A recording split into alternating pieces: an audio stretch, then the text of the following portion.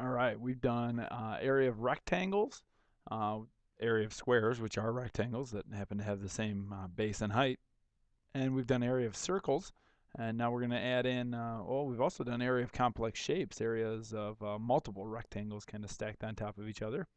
Now we're going to do area of parallelograms. Okay, so parallelogram looks like this. It's got two pairs of parallel sides. And the area of a parallelogram is its base times its height. Now the base is one of its side lengths, and the height is the distance from the other parallel side straight down to the other base. So it's got to be at a right angle. So this side right here is not going to be used in the calculation at all. We would need that to figure out perimeter, but not area. Okay, the base and the height of a parallelogram are always, which one of these words kind of fits it? Congruent. Are they always sides? No, the height I just showed you on that previous one does not have to be a side. They're always parallel? No. In fact, they're never parallel because they're always perpendicular.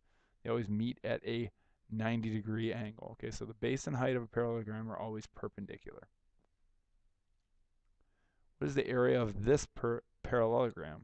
Okay, area of a parallelogram is its base times its height. The base is 7 and the height is 8. We don't need that 9, okay?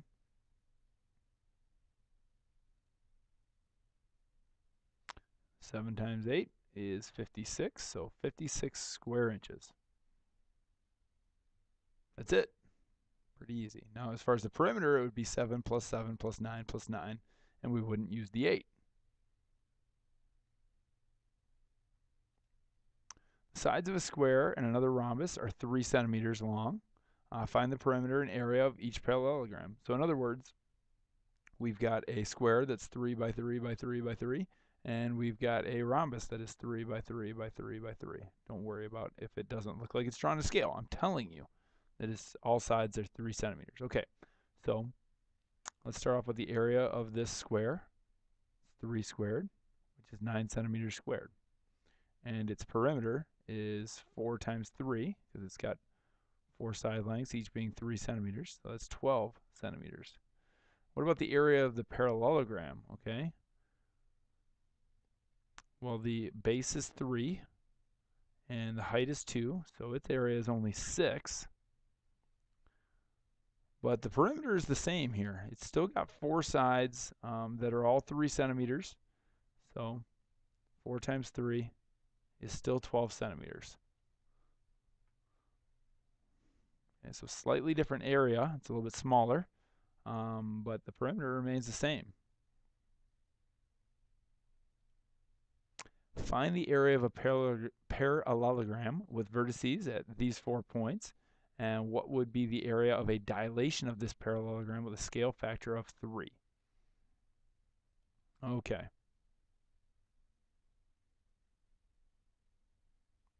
So 4, 2, 2, negative 2, negative 2, negative 2, and 0, 2. There's our parallelogram. To find the area of this, we're going to do base times height. So its base is 4 and its height is also 4. So the area of this is 4 times 4.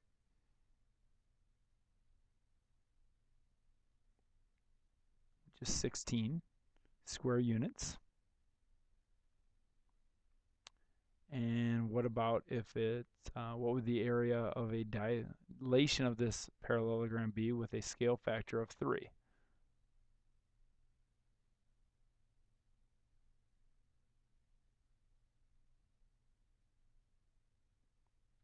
be 144 square units. Okay, so if we had a scale factor of 3 when we dilated this,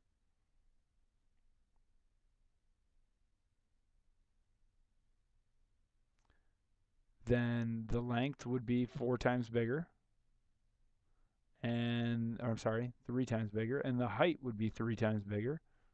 So base times height would be 12 by 12. So let's actually show that a little bit more detailed here.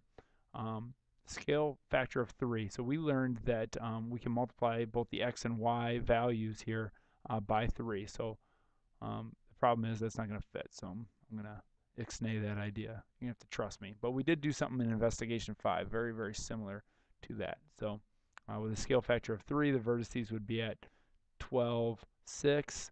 The other vertice would be at 6, negative 6, negative 6, negative 6, and 0, 6. Okay. Last, a brass sculpture of the letter N is formed from one long metal parallelogram folded into 3 congruent parallelograms. What is the area of one of the smaller parallelograms, and what is the total area of the long metal parallelogram? Justify your answer. Okay, so did my best to recreate this with a drawing. So we have this metal sculpture. We can see some different parallelograms. Well, let's just look at this one here. The area of one of them, one small one, is a base of 4 times a height of 6, which is 24 square feet. Okay, we're flat out told that it's made of 3 congruent parallelograms. So this one, and this one are all congruent. So we should be able to just take that 24 square feet and multiply it by 3. 3 congruent, 324 square foot parallelograms, and the area of the entire thing would be 72 square feet. So just find the area of one of them, multiply it by 3, and we have the area of the whole thing. All right. So not much to parallelograms, but we did include a little bit about perimeter and area, and those are things that we need to pay very close attention to, and we're hitting on them a lot. So should be getting easier and easier for you to understand. All right, we'll see you soon. Happy end of the semester.